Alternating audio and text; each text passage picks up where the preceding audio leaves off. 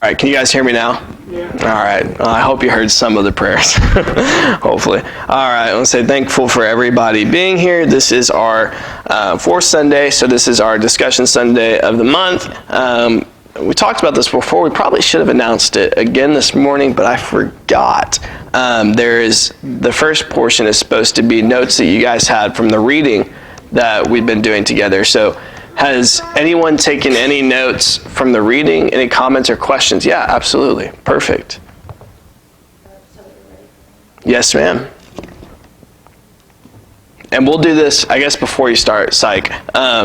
We'll do this every fourth Sunday. We'll go over the reading that we're all doing together. If there's anything that pops out, you had a question about something you read, you're like, hey, I want to talk about this, or just something that you saw, you're like, hey, this is something that's really cool that helped me out, whatever it is, you can share that now. Matthew 16:28. It's on. Okay. Matthew 16:28. Assuredly, I say to you, there are some standing here who shall not taste death till they see the Son of Man coming in his kingdom. I think I know. I have my ideas about, but I'd like to hear what you have to say. I'd like to hear what you have to say first. Because how awesome is it if I get to say awesome? So I'm thinking, so we're his kingdom, and so maybe it's talking about the resurrection, like, I don't know. Talking to Peter. Is it, so maybe he's talking about, and I know there's another place where he says, what is it to you if they're still here when I come back again? Right. What does that even matter? Right. You're talking about Peter, when Peter, at the end, when Jesus is talking to him, he says, well, what about John? Right. And he says, what's it to you if he doesn't taste death till I come? But this says something a little different. Right.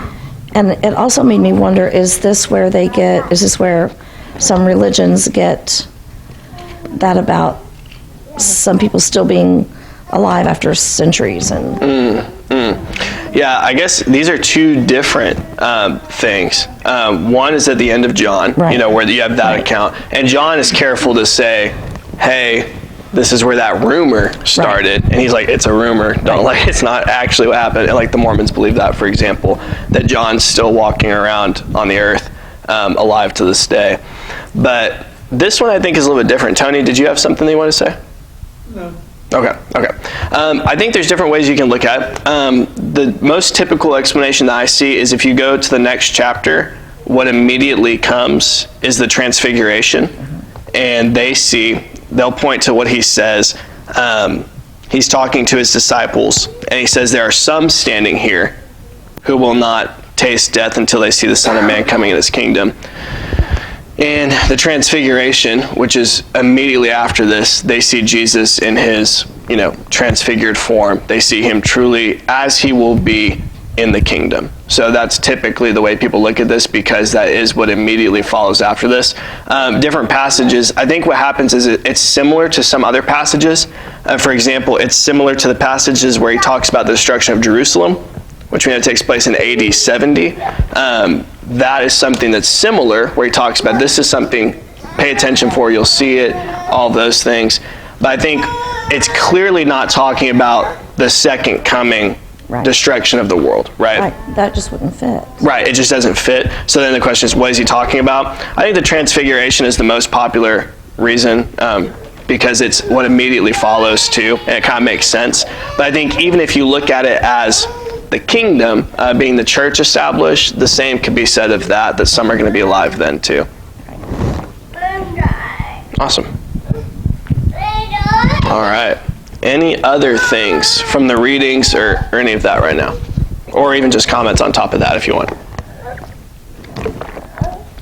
So my family is doing a Bible study on, on Luke. And I think we had, so now I'm getting confused if it was something that we studied here or something that we studied at the house. But where did we talk about I don't want to say uncertainty, but so Luke was not Yeah, we talked about that. an apostle. I think we talked about both places. But so he wasn't an apostle. Correct. He was a physician. And so, we believe that the scriptures are God-breathed. They're inspired by God. They're not what, they recorded, in other words. Luke recorded his accounts. Matthew recorded his accounts. John, and Mark, they all recorded their own accounts. And so there's apparently, I never knew this, and this is where I think we discussed it at home, some controversy or questions about, was Luke giving reports from information he had gotten from other people? Did we talk about that here? No, it's because Luke We talked about it at home. verse 1, or maybe verse 2 talks about Right, like 'cause how it's a narrative. He compiled narratives from other people. Right, so is that something that you've heard? I think it's based on his gospel is different from the rest of the gospels. Right. It is very different. Right, I mean, and it's not very different, but yeah, Right. you can. It certainly doesn't seem to be written in the same way. Right. And he writes Acts the same way too, because Right. Luke writes Acts, and And this it is has kind of like mentions the same. same thing. Right. Right. And it's like part 1, the gospel according to Luke, and then part 2 is the history of the early church, or the Acts of the Apostles. I'll read verses 1 and 2 of Luke chapter 1 real quick, just to hear what Luke says. This is what the question is, I think. Inasmuch as many have undertaken to compile a narrative of the things that have been accomplished among us, just as those who from the beginning were eyewitnesses and ministers of the word have delivered them to us, it seemed good to me also, having followed all things closely for some time past, to write an orderly account for you, most excellent Theophilus, that you may have certainty concerning the things you have been taught. Right. It sounds like he says he followed these things very closely. It sounds like he could have been there at the time that Jesus lived and during his ministry, and that he was a witness to those things. I think, okay, I'm going to be careful with this, because you don't want to say something that go the wrong way.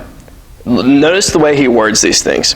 A lot of people have undertaken, many have undertaken to compile a narrative of the things that have been accomplished among us. So like Christians, all these things have been accomplished, just as those who from the beginning were eyewitnesses and ministers of the word have delivered them to us. So he acknowledges, I am not an eyewitness. They were eyewitnesses, they delivered them to us. And Luke kind of makes it clear that he's not an eyewitness. And it doesn't, sorry. He's not talking about the Old Testament there. No. I think he's talking about the other accounts that have taken place. There's referring to the other gospels, referring to other people that are trying to put these things in a way for them to understand. And it doesn't really make sense for Luke to be an eyewitness if you think about his profession, and not just his profession, but he's not Jewish. He's a Gentile. Right. So the idea of a Gentile doctor following Jesus around throughout his ministry, you'd think it would have come up at least. Like, why is this Gentile following us around? Well, I wasn't thinking about him following Jesus' ministry around, but having heard. I mean, a lot of even Gentiles knew about Jesus and heard about things that were happening. Yes. No. I think he's, I want to say almost like a, this makes it sound bad, but like an investigative reporter. You think about him going and talking, I'm going to talk to James. I'm going to talk to Paul or Peter. I'm going to talk to these different guys. What did you say happened? Which seems to be what happened with Acts too. That this is the way he approached it, is I'm going to go talk to the eyewitnesses. And like he says, and he's very, very doctorly, I'm going to put this in an orderly account, right? I'm going to put all these things people are saying, I'm going to test them, make sure they're right. And he really approaches this from like, I'm writing a historical, just accurate documentation of the things that have happened, right? He is not really the way Luke writes is so different because John definitely writes with theological points that he's making. And John himself is preaching through what he writes. You'll see that John, as he's talking, isn't just telling you what happened, and this happened. In the beginning was the Word, and the Word was with God, and the Word was the light of men, and he goes on a very theological journey. Matthew and Mark do the same thing, but those are from the eyewitnesses and the apostles themselves. Luke is just saying, this happened, and this happened, and this happened, and this happened. And of course there's teaching in that because he's reporting the things that Jesus taught and did. But he's not really driving any theological point the way they are. He is just giving an orderly account of what's happened, if that makes sense. In the same way that Acts is. It's just, this happened, this happened, this happened, this happened. And there's a lot to learn from that. It's good. But he's not really writing a narrative the way that Matthew, Mark, and John are. Right. So is there anything that points to his not having lived during that time? No. He had to have lived in that time. That's what I'm thinking. Yeah, and Theophilus would have been alive at that time. And he's writing, I guess, okay, I think I understand your question. He was not a personal eyewitness to the things that have happened. But he was in communication directly, and that's what he's saying, with the people who were eyewitnesses. Okay. And that's what he's doing, is he's trying to talk. And Luke is a prominent Christian figure, and he's trying to explain and give an orderly account. And all of them were trying to do that. But I think Luke's gospel carries a credibility that's necessary because of who he is. He's not an apostle. He is not someone who is a close follower of Jesus. He is somebody, not at the time, and he's a Gentile. And the Gentile gives the same story. As he's going out and talking to people, putting together all this stuff, he gives the exact same story that the three Jewish guys that were closely following him were, which is why I think it's really important that we have it. It gives a lot of credibility. And there are some things, I think, that even stuck out to Luke more than Matthew, Mark, and John. For example, Luke's the only one that records the Good Samaritan. Well, he's Gentile. That story means a lot to him, and I think it means a lot to us. But you can see, no, this is important. I'm putting this down. And Luke gives extra detail on everything, just the way he writes. In Acts, when he's talking about even Judas, how he died, he talks about how his body, it's a big alleged Bible contradiction, but he's talking about the nasty details of everything that happened because that's his goal in mind, is I'm just trying to say what happened. I don't know if any of that answers your question. It does. Yeah. Yes. Yeah. Okay. All right. Any other comments or questions on the reading stuff so far? Good question, Shevin. Good. All right. Then we'll move into next. Just any comments or questions on any of the things that we've covered in the last month as far as lessons, sermons, Bible class, or any of the subjects that we've covered, anything like that? Or I guess just anything in general. I'm not going to say no. We're not talking about that. So. Now I see Macy's hand. Maybe I will. Would you ever consider doing a lesson over angels and demons? Mm-hmm. Okay, that's it. That's it? Oh, okay. Well, I was scared for nothing. I was all worried for nothing. She was just asking if I would do a lesson over angels and demons. Yeah, I've been trying to put one together. It's hard to know. I don't think it's a Sunday morning, type of lesson. I'm just imagining a visitor coming in off the street and we're talking Sunday morning. I decided I want to go to church today, first time, and now we're talking about angels and demons. So it'll probably be a Sunday night or something like that, or a Wednesday night. But yes, working on that. Just a big subject. So, all right. Now we'll go into some of my questions over some of the things that we covered. We had a sermon on John 14:6. Jesus said, I'm the way, the truth, and the life. No one comes to the Father except through me. When it comes to that topic specifically, why does Jesus' claim to exclusivity, Jesus' claim to be the singular path to God, bother so many people today? Because that really rubs people the wrong way. Because it'll make the narrow road narrow. Yeah. Yeah, absolutely. Absolutely. They see it as restrictive, and it fricks them. They know that they cannot continue to do what they've been doing, live the way they've been living, if he is the only way. We can, say Muhammad is, oh, well, then I got a whole lot more flexibility in how I conduct myself than if I say Jesus is. Right, right.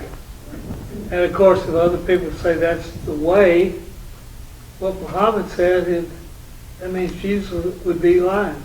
Right. Or what Muhammad said about it. Right. I think also because there's this idea that, there's this idea that, the freedom of religion idea that, I've heard, as long as you're worshiping God, it doesn't matter what form he's in or what type of God, the idea is still the same. You still have respect or you still honor someone higher than you. And so to make that just one singular person that can get to God or that we go through is saying that everyone else is wrong, and people get their feelings hurt and they're sensitive and that they don't want to believe that they're wrong. Right.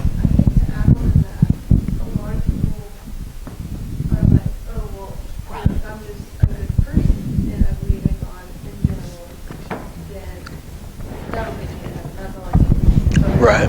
This takes us completely out of view, which is just like Jesus is the only way. Right. Right. And if you don't believe it, it makes Jesus a liar. Right. Right. Did you have something, Devin? No, I was going to say what she said. Yeah, exactly. Warren's Yeah. not doing his job. All right. You gotta raise your hand for the mic. It's Yeah, that's just true. start That's talking. true.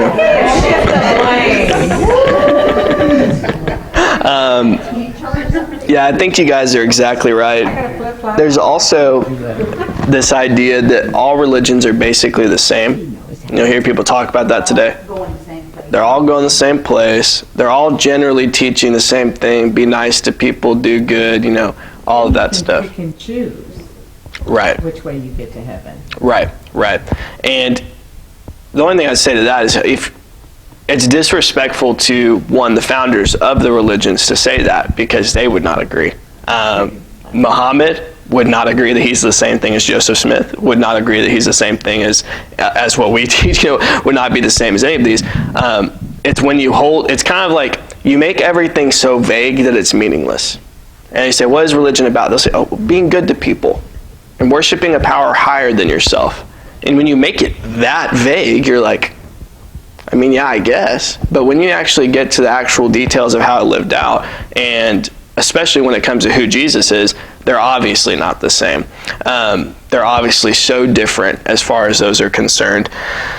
And two, it's not really about, I think you guys know what I mean by this. You can't say this everywhere, but it's not about the religion that you follow, because we don't follow a religion. We follow, and that's Jesus' point, is that we follow a person. We follow the person of Jesus. He didn't say Christianity is the way, the truth, and the life. I am the way, the truth, and the life. And it's not just about being associated with this religion. It's following this individual person who either is who he says he is or isn't, right? And he is the one, and the reason that's important is because Christianity didn't die on a cross for me. Jesus died on the cross for me. And either that is real and that's how God takes away sin, or it's not. And that's why people, you have to be careful not to generalize all of the religions, and also not to think of them just as movements, because we're not just following a movement. We should be following a person. And it's not just a movement that I have a relationship with. It's an actual personal being on the other side of this that either exists or he doesn't, right? But religions, denominations, thank you, have twisted who Jesus is so much that because they want to, whatever it is, if it's to justify who they are as people, they've twisted him so much to where he just loves you no matter what. You can do anything you want. And so even if we were to say this is who we follow, who is Jesus at this point? Right. And I guess that's their denomination to choose. Absolutely. I think Michelle had her hand too. Oh, my bad. And your mommy. Hush. He just said you're learning. But back to what you asked, why it was so offensive that he said that. That statement is a threat to power. Not just then, it was a threat to the Pharisees. It's a threat even now, and I'm sure it has been a threat throughout all of history since he said it. Because I'm watching, I don't know how I came across it, but this series of shows about cults. Well, if you say Jesus is the way, that's a threat to the power of all of those cults as well, as it was to the Pharisees. It's a threat to the power of even celebrities like Oprah. It's a threat to power across the board. Right. So that is very offensive to people who crave that. Right.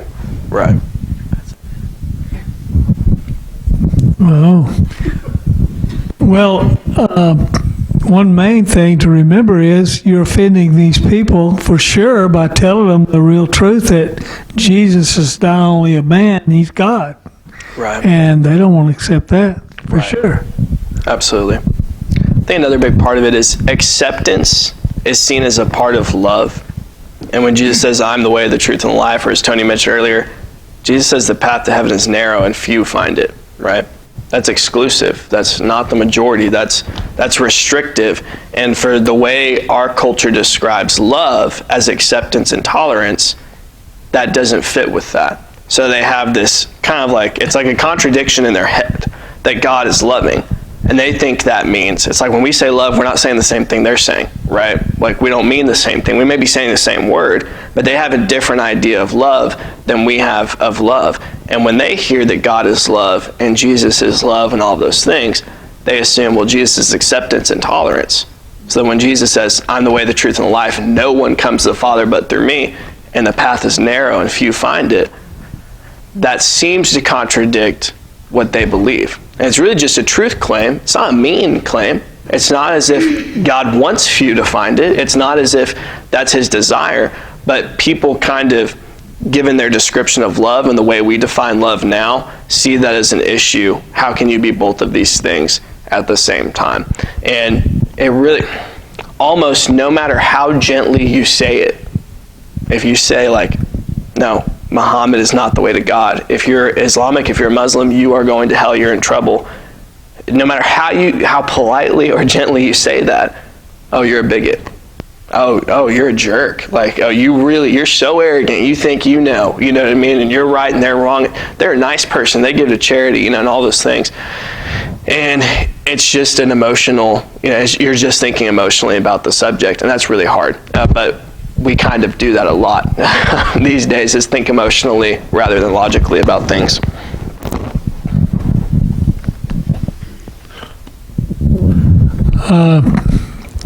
When there's a passage in the Bible, I have no clue where it's at, it says that Jesus never knew you. I did this for you, and I did that in your name and all that.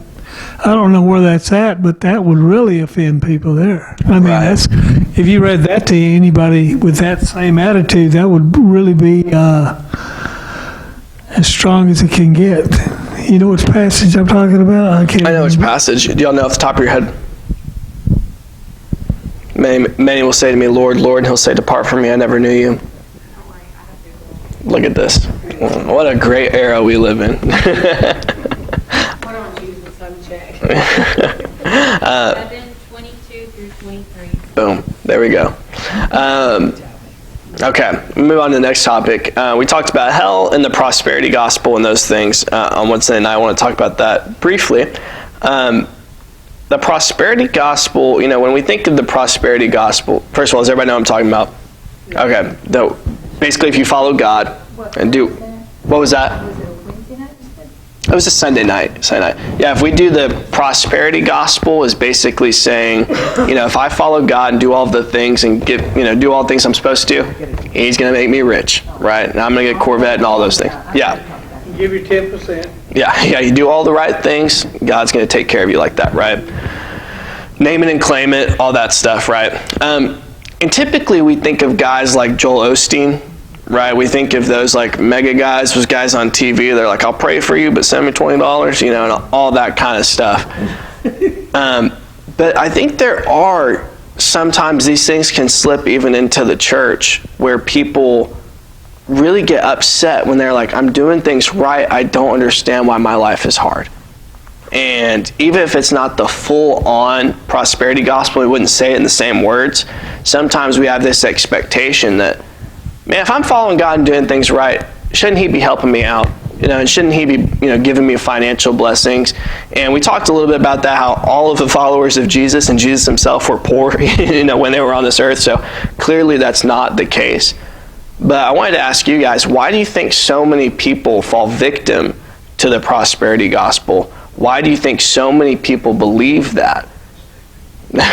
other than that reason, Tony. It's because they want to get there the easy way. What about the rich guy that asked Jesus and told him to sell everything he had? That should explain it right there to anybody. I agree. I mean, how hard is it to figure it out? We live in a society now where we expect to get rewarded. I mean, like the participation trophy, and I mean, we've made, over the past, several decades, we've gone from a society that was willing to work for a reward to those that just expect a reward, no matter what. And I think that could be one of the reasons that it is becoming more difficult for people to accept, I did a good deed today. Why did I get a ticket? Right. Or that, Where's that my sort treat? of thing. Yeah. My bad. Go ahead, Dana.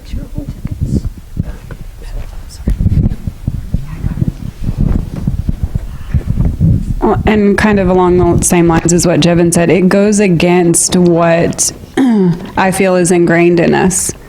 Good people have good things happen to them. Bad people should have bad things happen to them. It's that inner, and I don't know, I'm drawn to justice. I guess that's why I watch these crime shows and things like that. I want to see the perpetrator punished. I want to see justice done. So in our minds, we think good person, good things, bad person, bad things. We fail to realize we are all bad. There's no way, Scripture even says none of us are good. Right. So, but I think that inner conscience in us wants things to be that way. And like she said, you want to be rewarded. You do something good, you want someone to say, hey, good job. But that's just the phrase, no good deed goes unpunished, came from somewhere. Right. I think to add on to that,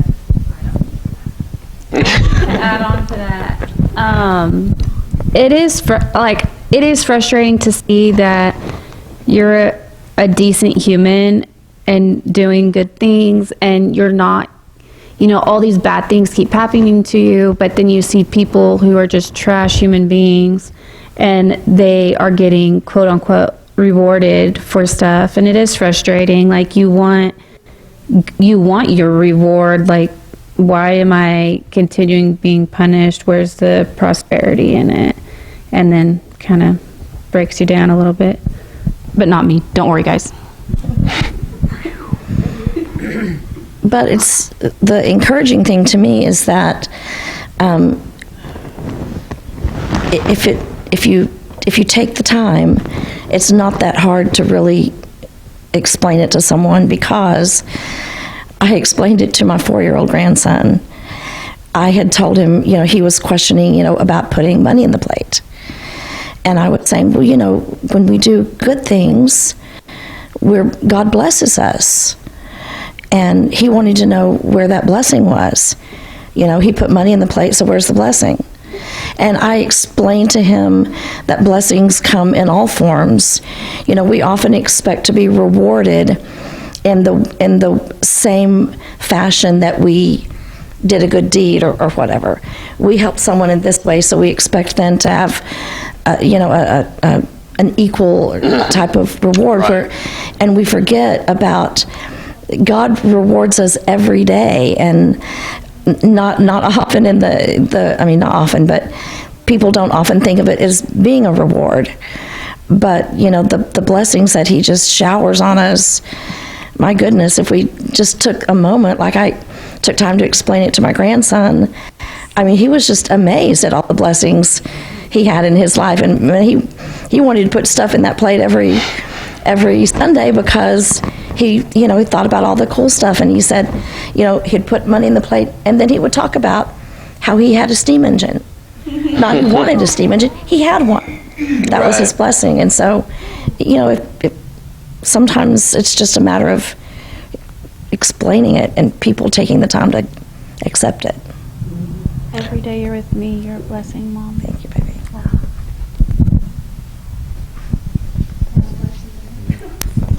I had kind of a question. Is this prosperity preaching or whatever when they give credit to the universe? Like for instance, they don't say God. They say if you give to the universe, it returns that. What is that? I don't know what that one's called. It's kind of like karma. It's similar to karma. Karma. Okay. Like you click. Yeah, when you manifest, Right. Yeah, I don't know.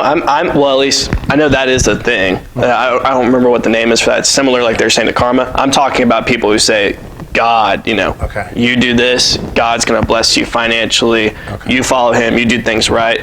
It's really similar to kind of the Mormon thing too, like the divine plan that you're on. And if you sin, you take yourself off this path, and God had a Ferrari waiting for you, but you messed it up, because you did X, Y, or Z. So, okay.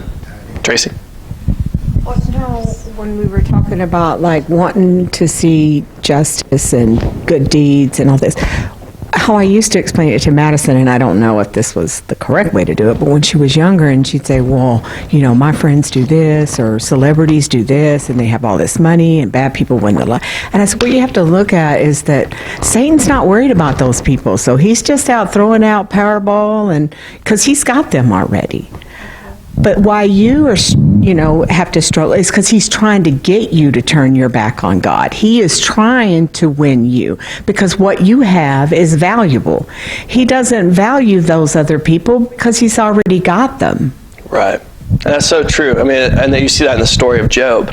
The one he wanted to hurt. Well, he's only following you because you made everything so easy for him. I want to hurt him. Everyone else he doesn't care about. One thing, I was thinking about this, how we do that. We'll do something good, and we want a reward, right? But consider, for example, there's a homeless person on the street, and you welcome them into your home, and you say, you can come live with me, and you give them clothes, you give them food, you take care of them, you give them a bed, you take care of them in all those different ways, and then while they're staying there one day, they go wash their plate at the dinner table. They take their plate there, they wash their plate, they set the plate on the counter, and they said, all right, where's my reward? Where's my treat? Give me something. You'd be like, the fact that you're in the house is already your reward. God has already given us the best he has. None of us even deserve to be in the house.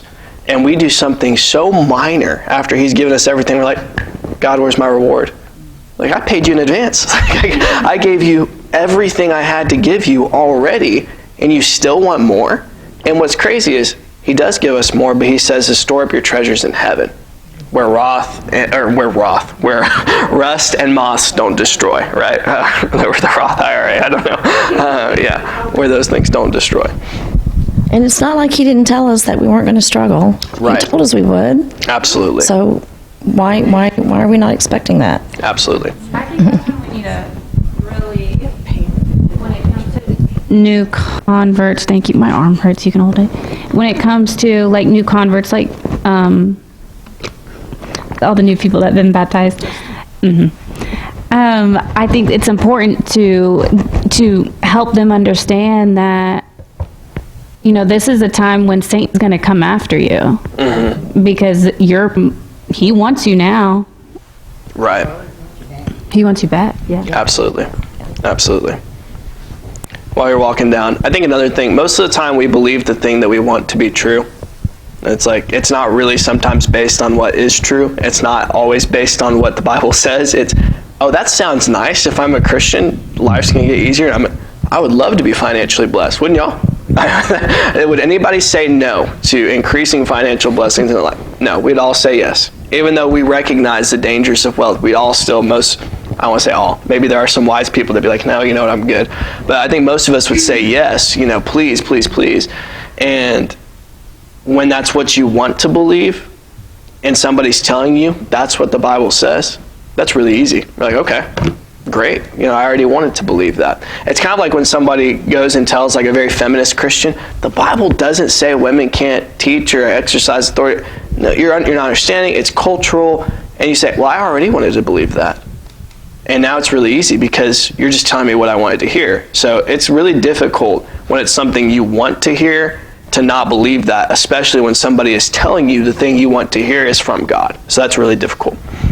Well, and I think something that we have to keep in mind too is that godless people who are wealthy have no problem flaunting that wealth, because there is no shame. There is no feeling that the way that got their wealth was wrong. So they will flaunt that out there.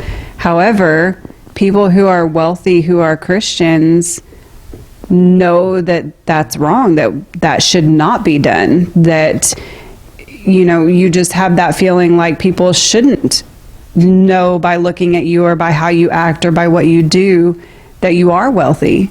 So there's some of that I think we have to keep in mind too, that there probably are a whole bunch of Christian people who are wealthy, but they're not throwing it out there because we are, us in this room are all aware of the verse that says, don't let your right hand know what your left hand is doing, Right. So those things should not be broadcast out to everyone in the world. Yeah. So I think, we lose sight of that because the worldly rich are shoved down our throats so much. Right. Absolutely. Absolutely. I was going to say something, but I forgot it. I'm sure I'll remember. Okay. I want to say, too, that the Bible speaks very dangerously of riches. And, I don't know, it's very simple, like, mo money, mo problems. But all of those different things, it is dangerous, right? And you're bringing extra temptation. And I've heard different people talk about, man, if I had more money, and you think about those guys, and I don't want to pick on him because he's just the example that comes to mind, but I think of how crazy Justin Bieber was when he was like 19, because he's a kid who has so much money. I don't know what I would have done with the amount of money Justin Bieber had. Maybe I would have been smuggling monkeys through the airport security like he was too. I mean, he was doing all kinds of crazy stuff. I'm like, I can't believe, and on one hand, I'm like, that's crazy, but I'm like, if I had that kind of money, what would I do? And maybe not the best thing. David was so financially blessed as king of Israel, and that put him in some bad spots with unique power. That was just an additional temptation for him. And the Bible is clear that money brings an extra level of temptation. And when you think about it from that perspective, I'm not sure I want it, but I'm not sure it's what's best for me. And I think God knows that for a lot of us. Okay, really quickly, we'll talk about hell. We talked about hell at the same time we talked about prosperity gospel. We're not going to get to everything, but it's okay. Do you see hell? And I want to talk about this because there's this idea, and there's a lot of, I think, well-intentioned Christians saying this, that look, God doesn't send you to hell, it's a choice you made. So you made a choice to go to hell, God doesn't send you there. Do you see hell as punishment or just a consequence for your choice?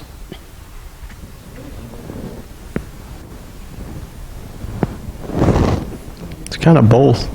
I think that's exactly right. Punishment you brought on yourself. Right. That's exactly right. You could say, I'm in timeout because I chose to be a brat.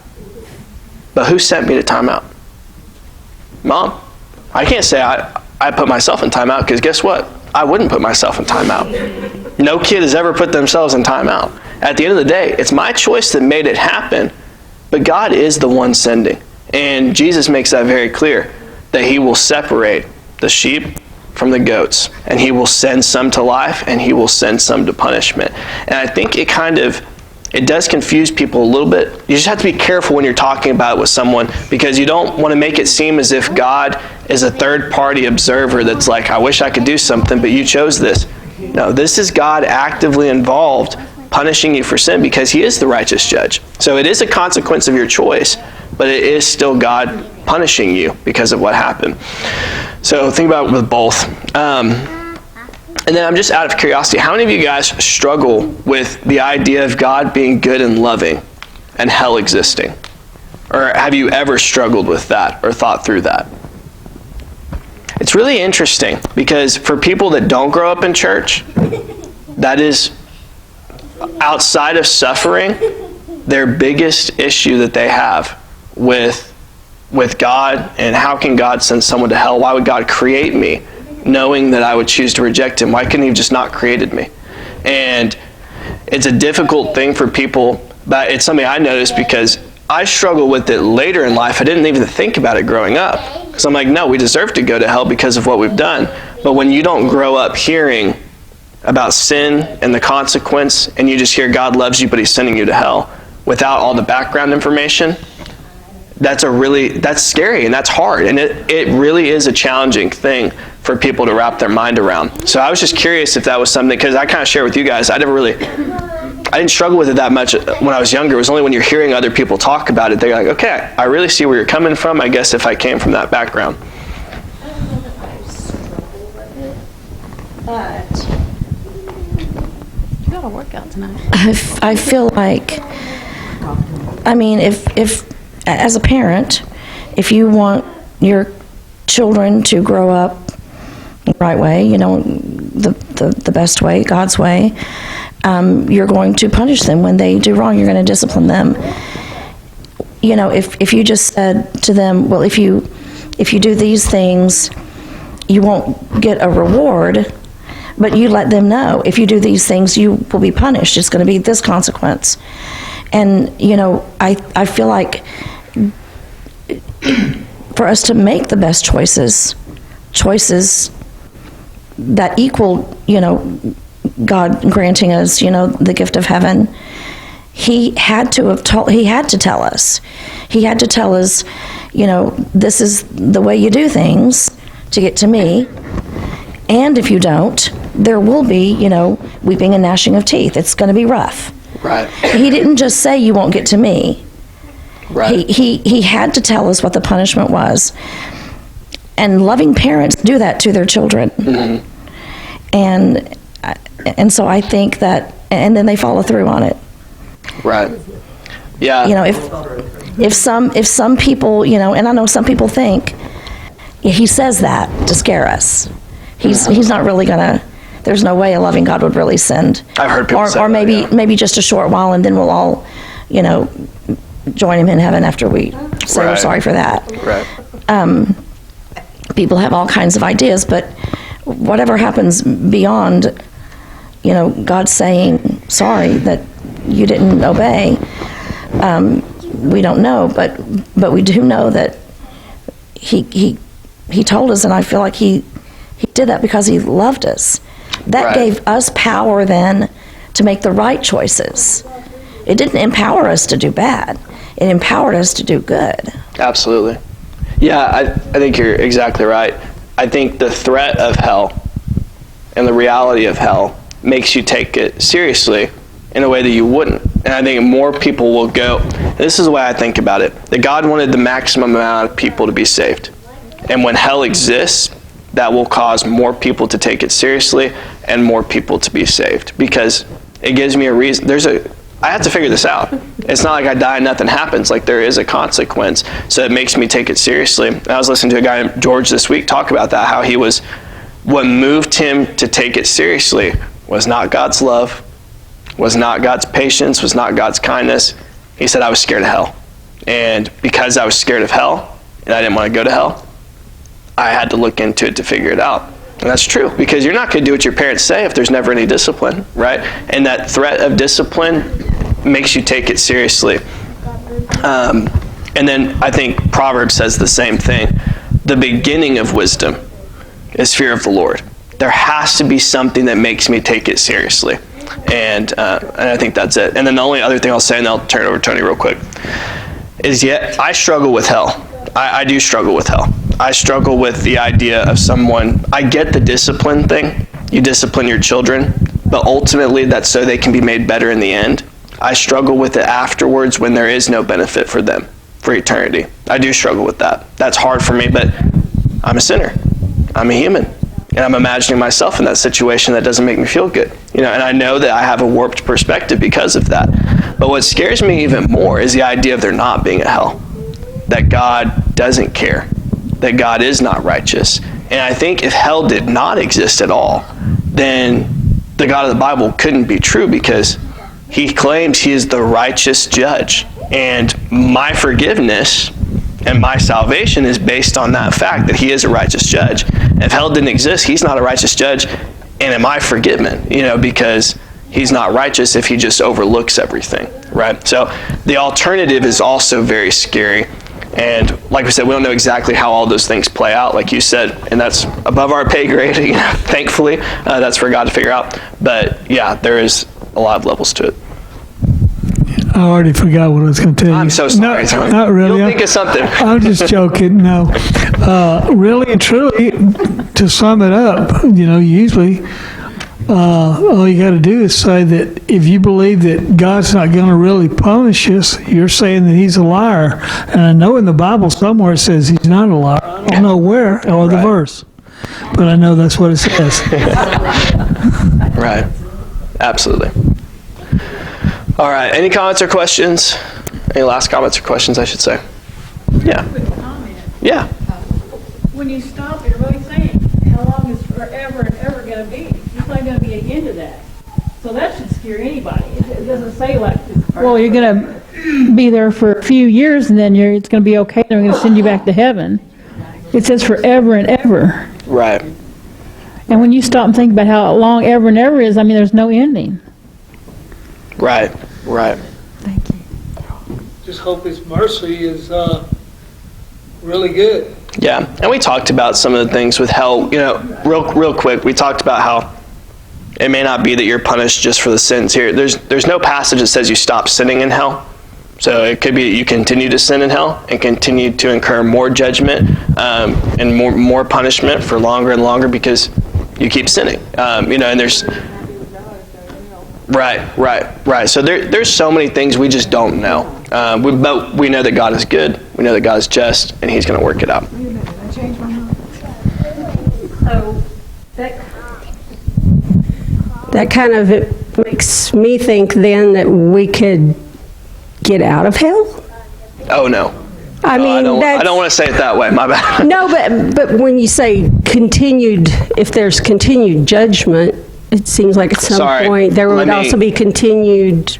Right. Okay. That's my bad on the wording. Okay. I'm using judgment in a punishment sense, not in like a day of judgment sense. Okay. I'm saying a continued punishment. So kind of like the day of judgment, like in a punishment sense, not in a now I'm going to judge you again. It's continuous forever. Not that there's judgment, like a life sentence on top of a life sentence on top of a life sentence. Right. It's just all one life sentence. Right.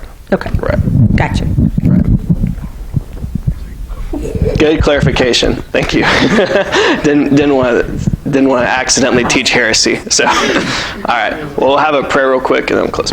Dear God, thank you so much for this day. Thank you for the opportunity to be here. Thank you for these Christians. We're just thankful for the opportunity to worship you. We're so grateful for the God that you are. And God, we don't have the answers to everything, and we don't really need the answers to everything, but we know that you are good. We know that you are loving. We know that you are merciful. We know that you are compassionate, and we know that you are just. And we trust in you, and we know that you will always make the good choice and the loving choice. God, we thank you for Jesus. We thank you for the love that he demonstrated for us on the cross. And it's in his name we pray. Amen.